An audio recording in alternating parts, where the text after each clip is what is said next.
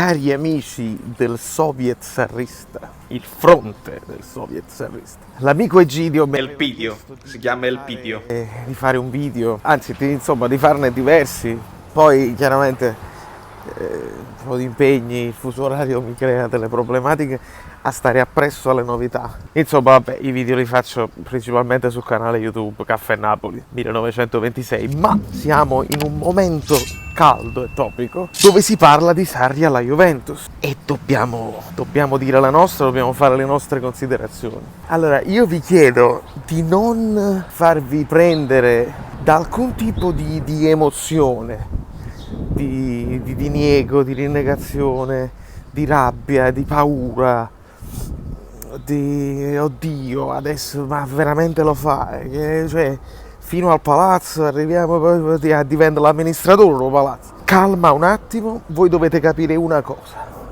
il potere della Juventus qual è? Non è solo il potere dei soldi, è il potere di controllare le informazioni. Loro hanno la capacità di far andare una voce in giro e di spostare l'attenzione su queste cose qua per vari motivi, ma due sono quelli principali. Uno è testare il polso dei propri tifosi, capire se il tifoso medio juventino accetterebbe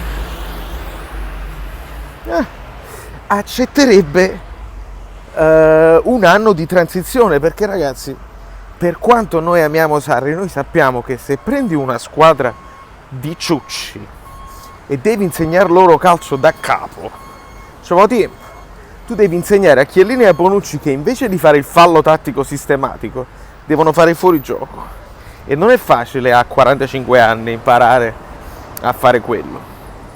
Devi avere un gruppo che ti segue, perché l'abbiamo visto col Chelsea, mica i giocatori del Chelsea hanno accettato il discorso sarrista al 100% subito. Io le ho guardate alcune partite del Chelsea, ragazzi, siamo ben lontani dal Napoli di Sarri, ma anche il Napoli del primo anno di Sarri era molto più dedicato al gioco sarrista che non questo Chelsea, che a un certo punto escono fuori le individualità e fanno il cazzo che vogliono loro. David Luiz con Jorginho libero, lancia, è uno schifo. Quindi aspettate un attimo che saliamo un attimo a casa, venite con me, venite subito con me, che fa troppo caldo oggi. La questione è molto semplice. Quindi uno, testare il polso dei tifosi e capire se loro, pur di cominciare a divertirsi, perché non ce la fanno più a vincere scudettini giocando una chiavica, e si è capito, preferirebbero cominciare a vedere un po' di pallone. Però allora, questi non servono più. La verità è anche un'altra, è che loro giocano in borsa. Queste voci servono a far schizzare il titolo in borsa. Perché dopo Sarri esce in mezzo Guardiola? Perché dopo Guardiola dice no, hanno pigliato già Pochettino, forse torna Conte, ma Simone Inzaghi, ma l'idea Mourinho.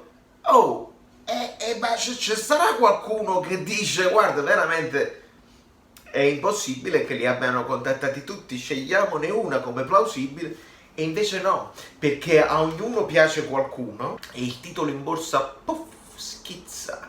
No matter what, schizza per forza in verso l'alto, perché è una novità e perché la Serie A sono loro, ragazzi, questa poi è la verità. Loro controllano la Serie A e loro sanno che la Serie A non è più attraente, non piace a nessuno un campionato che è già deciso.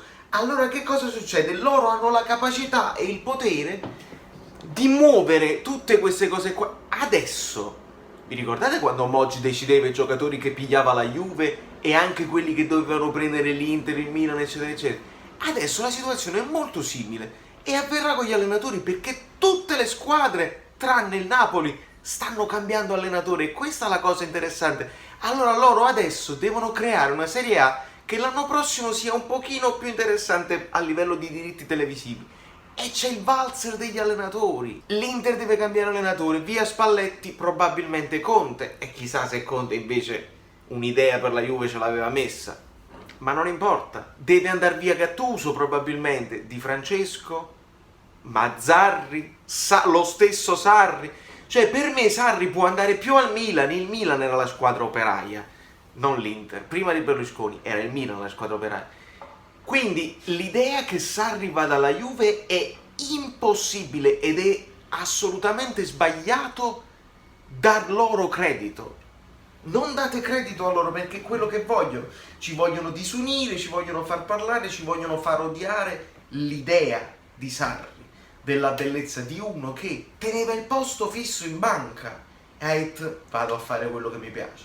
Ora voi credete che uno che è approdato al Chelsea e che guadagna comunque tipo 6 milioni, se non mi sbaglio, all'anno, viene alla Juve per guadagnarne magari 7? Cioè, se io guadagno 6 euro e mi chiama una band e me ne dà 7 e io con quella band ci sto una chiavica, parlo per me, io dico di no. Cioè, piuttosto che se guadagno 60 dollari e me ne offrono 70, ma pure se me ne offrono 120, se ne guadagno 600 e me ne offrono 700, l'avete capito la cosa?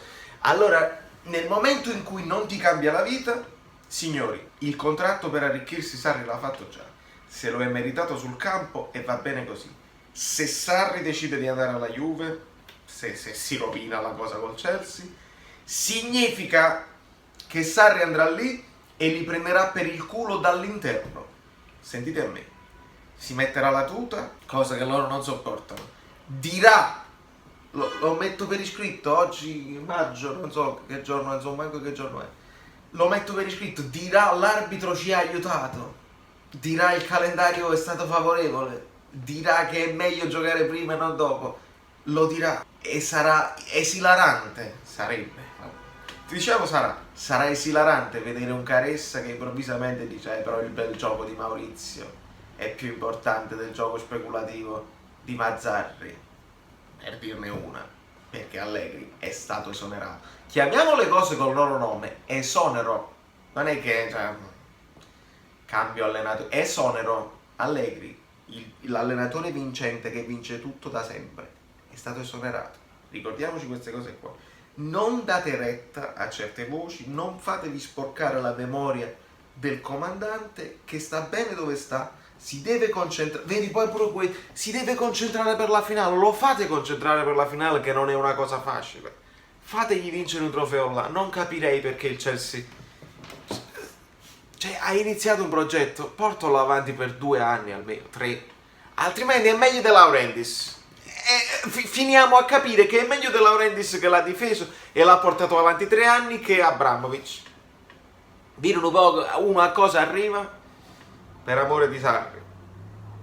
Da New York Valerio Fluido è tutto e non vi facete tutti sti struzzati, lasciate perdere. Ciao.